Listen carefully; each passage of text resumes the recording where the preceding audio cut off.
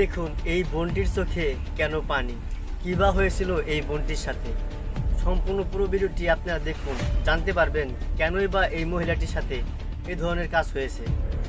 মাত্র সম্পত্তির জন্য এই ধরনের কাজ কেনই বা হলো। আসসালামু আলাইকুম এভরিওয়ান, মাঝে হাজির হয়েছি। আশা করি পুরো ভিডিওটি আপনারা ধৈর্য সহকারে দেখতে থাকবেন, কেননা এই মহিলাটির সাথে কি বা হয়েছিল, কেনই বা তার সাথে এই ধরনের কাজগুলো হলো। শুধুমাত্র সম্পত্তির জন্য। এই সম্পত্তির জন্য একটা মানুষ একটা মানুষকে খুন করে এ ধরনের কাজ কিভাবে করতে পারে।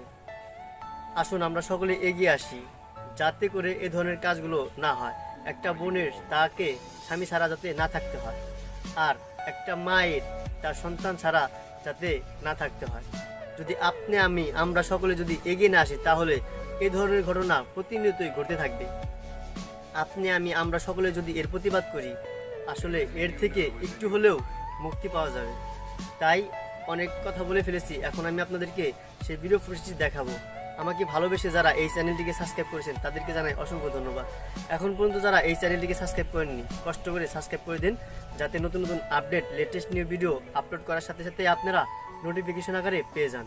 সো ফ্রেন্ডস, কথা না বাড়িয়ে চলুন দেখে নেওয়া যাক সেই ভিডিও ফুটেজটি।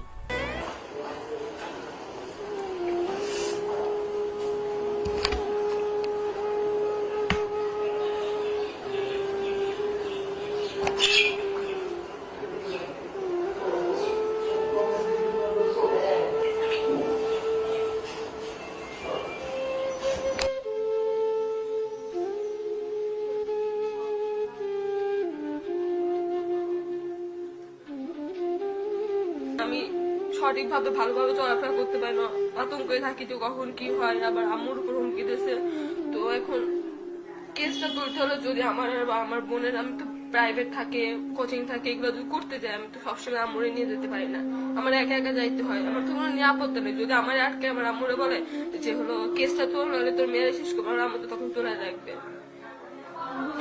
লাইফের কোনো নিরাপত্তা আমি পাই না। সবসময় আম্মুরে আমি সাথে করে নিয়ে যাই, কারণ ভয় লাগে একটা যে কখন কি হয়ে যায়। রাত 1:30টার সময় আমি হঠাৎ করে গুলের আওয়াজ শুনি। আর গুলের আওয়াজ শোনার পরে আমি খাটের থেকে লাফ দিয়ে উঠি, যে বিষয়টা কি। লাফ দিয়ে উঠে আমার গা কাঁপে। তখন আমি ওই মুহূর্তে দরজা খুলে বের হই নাই। লাফ দিয়ে উঠে আমি দরজা খোলার পর এখন দেখি 3 জন দৌড়ে পালায় যাচ্ছে, আর আমার হাজবেন্ড নিচে পড়ে আছে। তার মধ্যে আমি 2 জনকে দেখি, এক হচ্ছে সোহাগ আর এক হচ্ছে আজাদ।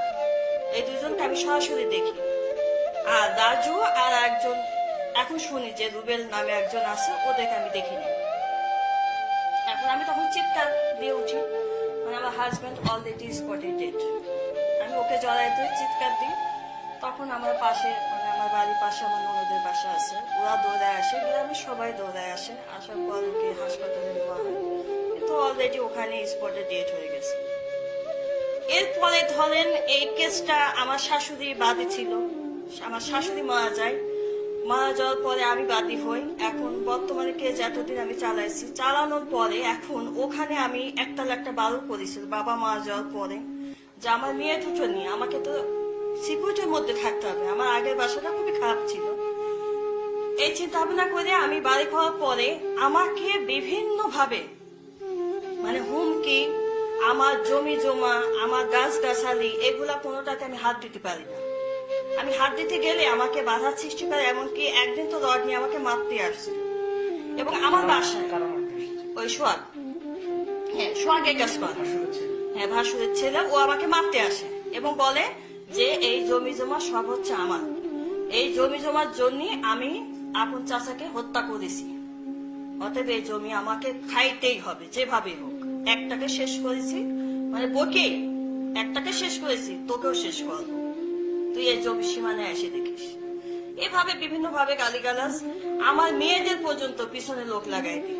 এইভাবে এক পর্যায়ে আমার বাড়িতে আগুন পর্যন্ত লাগাই দেয়। আমাকে অনেকবার, আমি থানায় অনেকবার অভিযোগ করেছি, থানায় অনেকবার জিডি করেছি। এখন পর্যন্ত সে আমার উপরে এইভাবে হুমকি হামকা। আমি সেদিনও জমি মাপতে গেছি, একটা জমি বিক্রি করেছি। এখন বর্তমানে আমার সাথে কোনো দেখা সাক্ষাৎ হয়নি। আমি কালকে নিউজটা শুনলাম যে এই ব্যাপার। এখন আল্লাহর কাছে একটাই আমার দাবি, যে এই বয়সে অল্প বয়সে স্বামী হারা হলে এদের জীবনে যে কি কষ্ট একমাত্র এটা আমি আমার জীবনটা অনুধাবন করতে পারছি। এখন সবার কাছে আমার একটাই দাবি থাকবে যে ওর যেন সুষ্ঠু বিচারটা হয়, আর আমি যেন সঠিক বিচারটা পাই।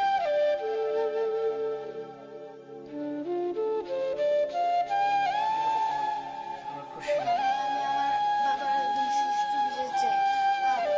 মানে ওরা যেমন আমার বাবাকে যেমন ভাবে হত্যা করছে, আমিও তাদেরকে ওরকম ভাবে আমি দেখতে চাই।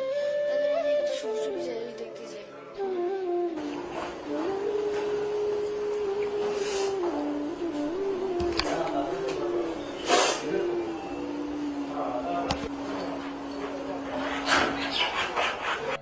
সো ফ্রেন্ডস, ভিডিও ফুটেজটুকু আপনারা দেখতে পেলেন। এই ভিডিও সম্পর্কে যদি আপনার কোনো মূল্যবান মতামত থেকে থাকে অবশ্যই কমেন্ট বক্সে গিয়ে কমেন্ট করবেন। পুরো ভিডিওটি ধৈর্য সহকারে দেখছেন, এই জন্য আপনাদেরকে অসংখ্য অসংখ্য ধন্যবাদ।